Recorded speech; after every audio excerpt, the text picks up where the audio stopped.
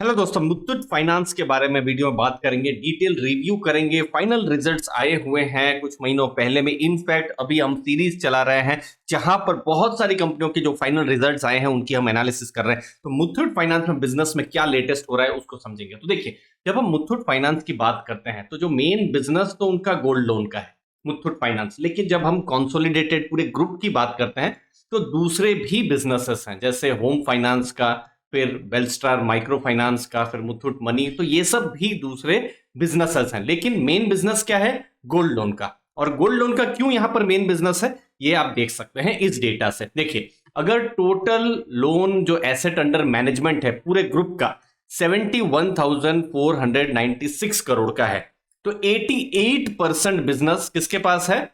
ये मुथूट फाइनेंस के बिजनेस के पास में है। और 94% जो प्रॉफिट है, मतलब कंपनी 100 रुपया प्रॉफिट करती है तो लगभग 94% प्रॉफिट आता है उस गोल्ड लोन के बिजनेस से। तो इसीलिए गोल्ड लोन में अगर ग्रोथ होता रहेगा तो मुथूट फाइनेंस के लिए पॉजिटिव होता रहेगा। जैसे आप यहां पर देख सकते हैं, ओवरऑल प्रॉफिट अगर आप देखेंगे तो देखिए 3,473 करोड़ का सिर्फ गोल्ड लोन के बिजनेस से आया हुआ है। और कोई बिल्कुल नजदीक में कोई प्रॉफिट है तो देखिए सिर्फ 130 करोड़ का प्रॉफिट है बेलस्टार माइक्रो फाइनेंस का, जो कि बहुत कम है। और बाकी सबका भी देखिए 10 करोड़ का, फिर 46 करोड़ का प्रॉफिट है। तो इसीलिए मुथूट फाइनेंस का ग्रोथ के लिए हमको देखना है गोल्ड लोन में कैसा ग्रोथ हो रहा है। अब ये एक और नंबर है जो कि बहुत ही इंपॉर्टेंट है। ये देखिए, एक छोटा सा मैं यहां पर सर्कल कर रहा हूं 9 के ऊपर, और ये 9 क्या है? Quarter on quarter growth. इसका मतलब क्या है? Q3 अक्टूबर से दिसंबर और Q4 जनवरी से मार्च। ठीक है, यहां पर गोल्ड लोन के बिजनेस ने 9% का ग्रोथ किया था। इनफैक्ट पूरे साल में आप ग्रोथ देखेंगे 8% है, लेकिन इन 3 महीनों में कंपनी के गोल्ड लोन के बिजनेस ने 9% का ग्रोथ किया हुआ है, जो कि एक एक्सपेक्टेशन दे रहा है, उम्मीद दे रहा है कि गोल्ड लोन का बिजनेस थोड़ा पटरी में आ रहा है। अब क्यों पटरी में आ रहा है, मैं ऐसा क्यों बोल रहा हूं? ये देखिए, ये है टोटल उनका एसेट अंडर मैनेजमेंट बहुत सालों से। ये देखिए, ये वाला बिजनेस आप देखिए, लगभग 26,000 करोड़ का गोल्ड लोन था। कब? 2013 मार्च में। लेकिन अभी देखिए, अभी का मैं डेटा बताता हूं, ये 57,500 करोड़ का उनके पास गोल्ड लोन का मार्च 2022 में बिजनेस था। लेकिन यहां पर अब दिसंबर आते आते देखिए, ग्रोथ नहीं हुआ था, इनफैक्ट डी ग्रोथ हुआ था 56,800 करोड़ का। मतलब इन 9 महीनों में कोई भी ग्रोथ देखने को नहीं मिला। लेकिन जनवरी, फरवरी, मार्च, इन 3 महीनों में आपको बिजनेस में ग्रोथ देखने को मिल रहा है। 9% का यहां पर ग्रोथ देखने को मिला है, जो हम यहां पर देख सकते हैं। 61,875 करोड़ का AUM यहां पर बढ़ा है।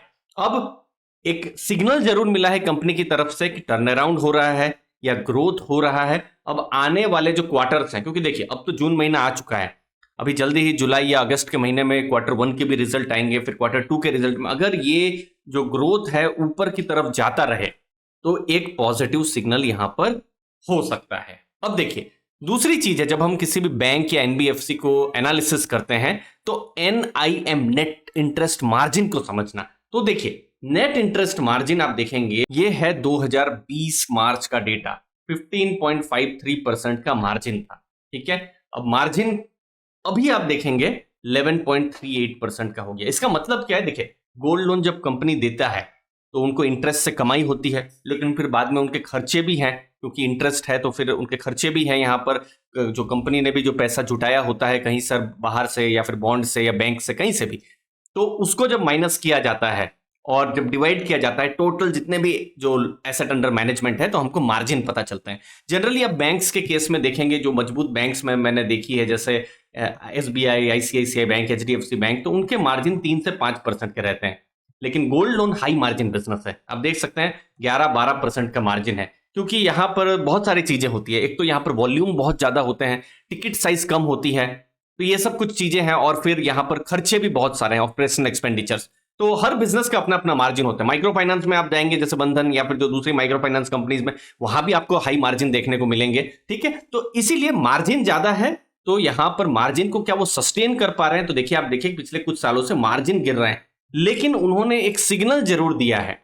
Q3 में मार्जिन 11.86% के थे, जो कि बढ़े और 12.26% के मार्जिन हुए हैं। तो क्वार्टर ऑन क्वार्टर मार्जिन भी हमको देखने को मिल रहे हैं, जो कि बढ़ रहे हैं मुथूट फाइनेंस के केस में लास्ट में मैनेजमेंट ने क्या गाइडेंस दिया है, उन्होंने 15% का लोन ग्रोथ का गाइडेंस दिया है और उनका कहने का है कि ये जो Q4 में ग्रोथ देखने को मिला है ये इसीलिए क्योंकि डिमांड रिवाइवल हुआ है और इकोनॉमिक एक्टिविटी, मतलब देश में जो ग्रोथ है, इकोनॉमिक एक्टिविटी अब बढ़ रही है, जिसके कारण से गोल्ड लोन की डिमांड आई है और इसके कारण से उन्होंने अपना गाइडेंस भी 15% का मजबूत गाइडेंस दिया है। देखिए पिछले पूरे साल में उन्होंने 8% का उन्होंने ग्रोथ किया था। इनफैक्ट 9 महीनों में तो उनका 0% का ग्रोथ था, लेकिन उसके बाद से कंपनी का जो मैनेजमेंट है अब थोड़ा सा एग्रेसिव गाइडेंस दे रहा है। अभी इस गाइडेंस के आसपास अगर ग्रोथ रहे तो फिर तो बिल्कुल पॉजिटिव हो सकता है। इसीलिए जब हम बिजनेस को स्टडी करेंगे तो अगले कुछ क्वार्टर बहुत ही इंपॉर्टेंट होने वाले हैं,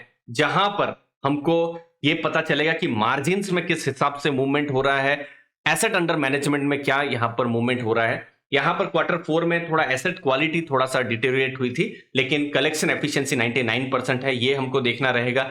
एनआईएम सस्टेन हो पाते हैं या नहीं, वो एक इंपॉर्टेंट Q1 Q2 के रिजल्ट में देखना रहेगा।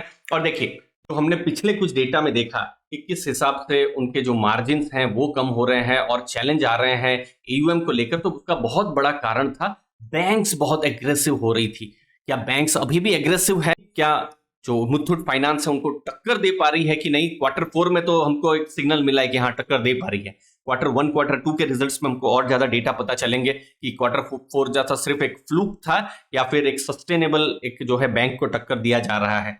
फिर नॉन ग्रोथ जो गोल्ड का जो पोर्टफोलियो है उधर ग्रोथ देखना है, जैसे माइक्रो फाइनेंस और जो होम फाइनेंस का जो बिजनेस है उसको। और अगली चीज जो है जो बिल्कुल देखना है कि पिछले कुछ सालों से बिजनेस लगभग 50% साउथ इंडिया में ही कॉन्सेंट्रेटेड है, तो इसे भी रिस्क की भाषा में कॉन्सेंट्रेशन रिस्क भी बोला जाता है, जहां पर जो एक ज्योग्राफी में मैक्सिमम बिजनेस है। तो यहां पर किस तरीके से डाइवर्सिफाई हो रहा है बिजनेस, वो भी अगले कुछ समय में देखने का रहेगा। वैल्यूएशन के बारे में मैं बात करूं तो प्राइस टू अर्निंग पर बहुत फोकस नहीं रहेगा, प्राइस टू बुक पर रहेगा। प्राइस टू बुक अभी 2.18 ही है।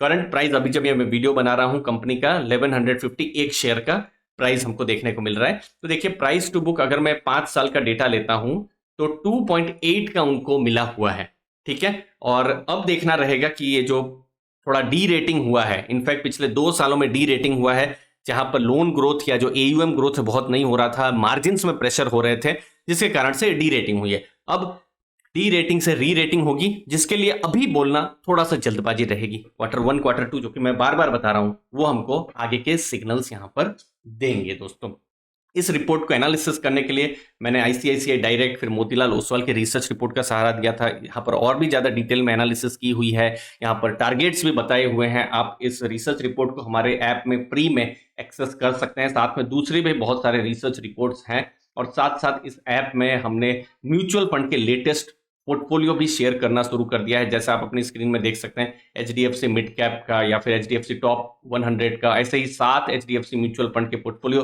अभी शेयर किए हुए हैं। फिर एसबीआई म्यूचुअल फंड के भी पोर्टफोलियो शेयर किए हुए हैं। तो बहुत सारे पोर्टफोलियो भी यहाँ पर शेयर किए हुए हैं और उन सबको आप ऐप में फ्री में एक्सप्लोर कर सकते हैं। यहाँ पर कुछ फ्री वीडियोज भी हैं, जहां पर मैंने फ्री करके लिखा भी हुआ है। ये कुछ फ्री वीडियोज हैं, इनको भी आप एक्सप्लोर कर सकते हैं और आने वाले दिनों में और भी ज्यादा यहाँ पर फ्री वीडियोज आने वाले हैं। कुछ कोर्सेज भी हैं जो बड़े डिस्काउंट में आप अवेल कर सकते हैं। आप डिस्क्रिप्शन बॉक्स में लिंक को चेक कर सकते हैं। मुझे उम्मीद है आपको वैल्यू जरूर मिलेगी। धन्यवाद आपके कीमती समय के लिए और चैनल को जरूर सब्सक्राइब करके रखिएगा अर्ली फाइनेंशियल आजादी। थैंक यू दोस्तों।